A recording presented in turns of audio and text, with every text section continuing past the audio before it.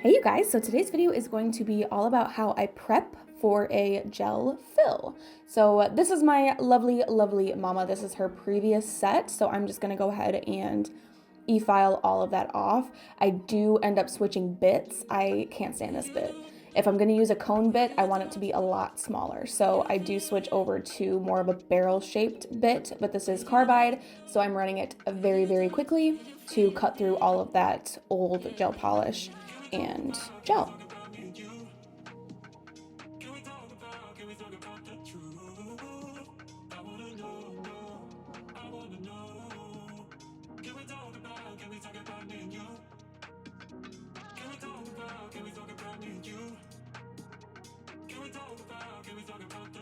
I'm so sorry about my camera bouncing. I'm trying to figure out how best to film these videos. I do like this vantage point, but the sort of like tripod camera rig setup that I use definitely bounces a little bit. I think it's because this table is very light, so when I'm leaning against it and working, it kind of forces my camera to kind of bob up and down. So I'm really sorry if that's making you dizzy, but I am working on fixing that.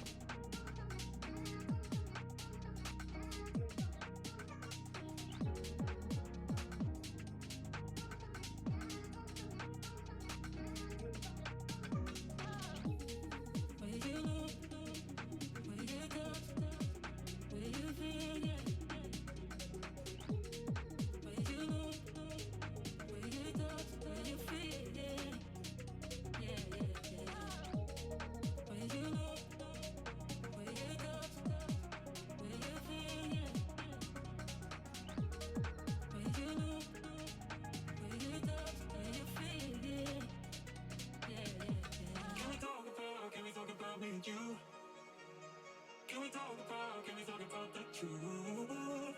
I wanna know. Can we talk about me and you?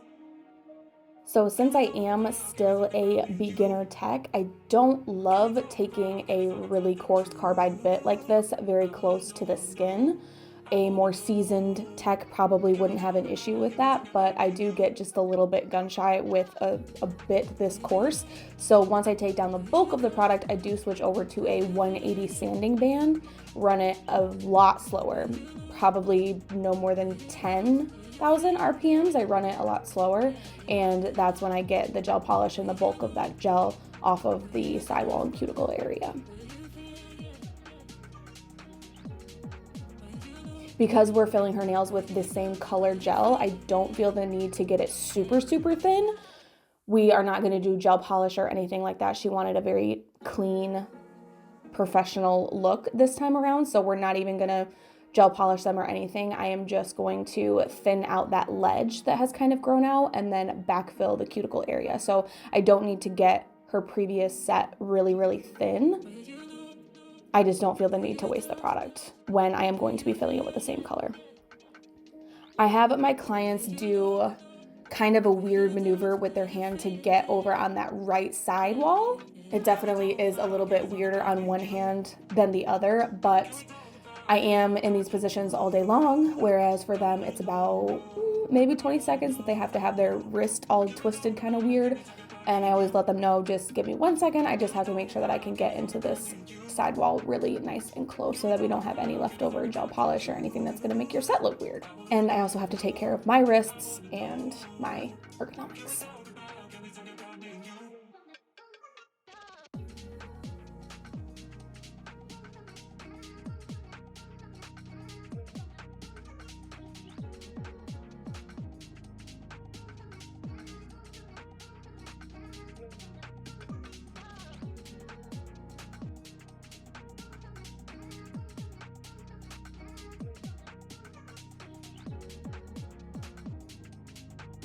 This hand right here is the one where it's twisted a little bit more uncomfortably, but it's just for a second and it ensures a nice, really clean look.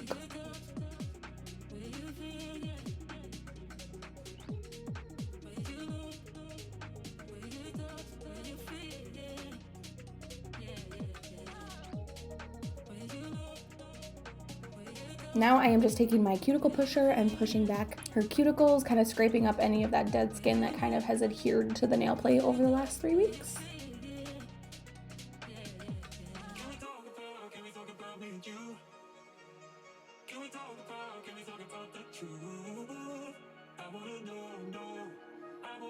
Then I'm using my very favorite cuticle bit. I got this at Elle Nail Supply, and it is a really itty bitty little flame football shape. It's so perfect for getting right up into the cuticle and really getting out all of that dead skin, all that sticky tissue that will later cause lifting of my product.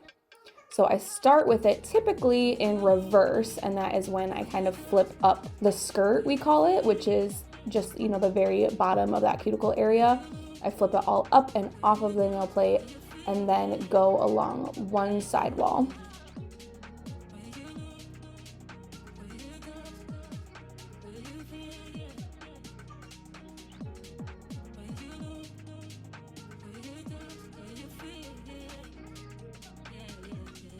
This right here is me flipping the skirt, and then I go up the sidewall, and then I will flip it into the forward direction and go along the other sidewall just to get any skin off of the nail plate so that I can dehydrate the nail plate and apply my product on top, and that will help the longevity of my set. And it looks much nicer and cleaner and more professional. This is what they would call dry manicuring or Russian manicuring. It's basically just dry prepping. I'm not using a chemical-based cuticle dissolver or anything like that. I'm just using my e-file to get all the dead skin off the nail plate. And once I'm done with that, if they need it, I will take my nippers and nip off any of that white colored dead skin that's sticking up and off the nail plate.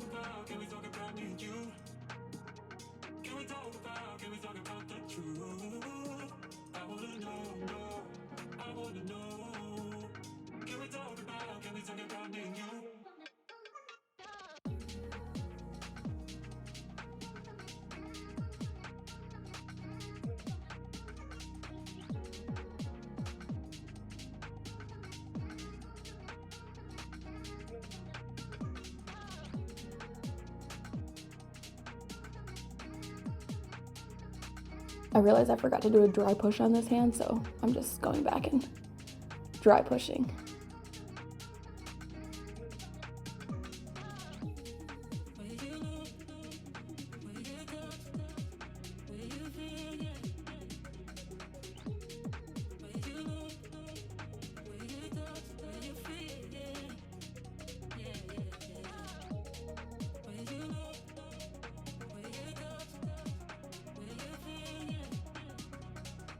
This can be one of the most time-consuming parts of a set, depending on how bad people let their cuticles get, essentially. I do my mom's nails every 3 weeks like clockwork, so hers really aren't too bad. But you have lots of different tools in your toolbox to use. You can use something more like a wet prep with a chemical cuticle dissolver. You can use all different kinds of bits. Pushers, you have lots of different things at your disposal to help get the dead skin off the nail plate safely.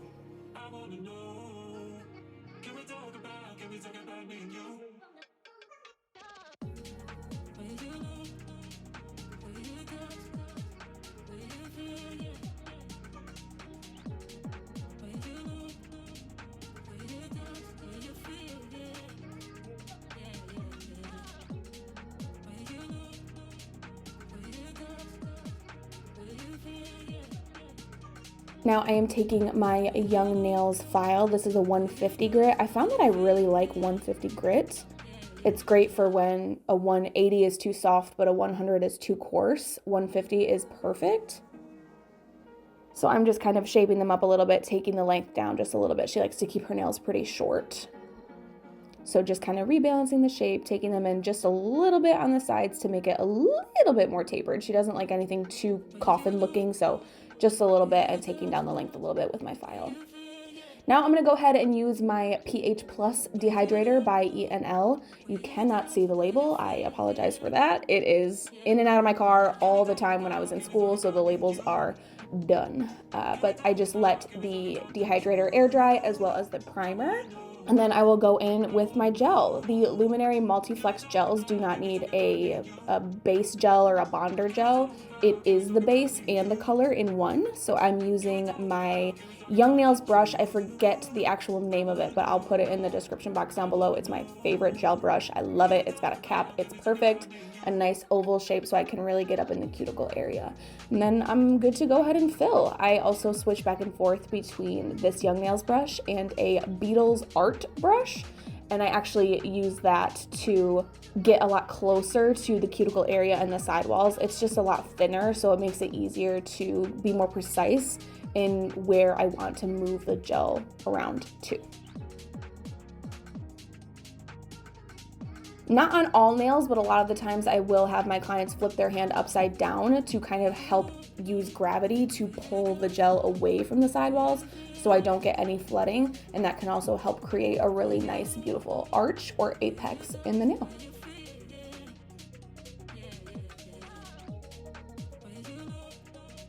This right here is my slip layer. That is one of the most important parts. It's a very nice thin layer of the gel along the whole nail plate. This is basically gonna tell the gel where it's allowed to go. So you can avoid flooding of the nail plate, but you can also avoid not getting close enough to the cuticle. You want it to flow right up close to the cuticle area or the eponychium or the sidewalls, but not too close. The slip layer is very, very important. It helps the gel to self-level exactly where you want it to go. I do one nail on one hand while she cures that one. I do one nail on the other hand, back and forth, so that nothing self-levels into her sidewalls.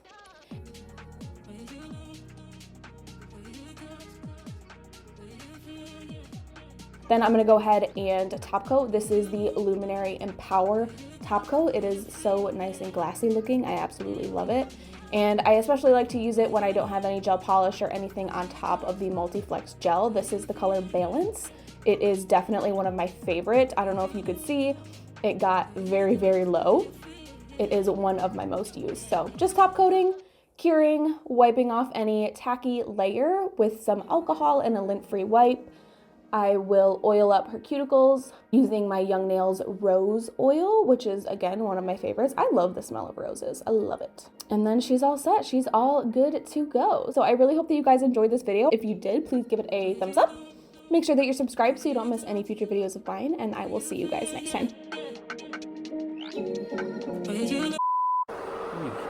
Literally. Middle school and high schoolers hang out there. What do you want me to do? I'm trying to put it there and you keep moving it.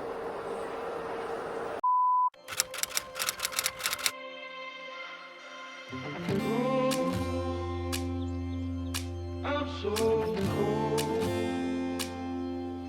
Yeah, my heart's sinking like a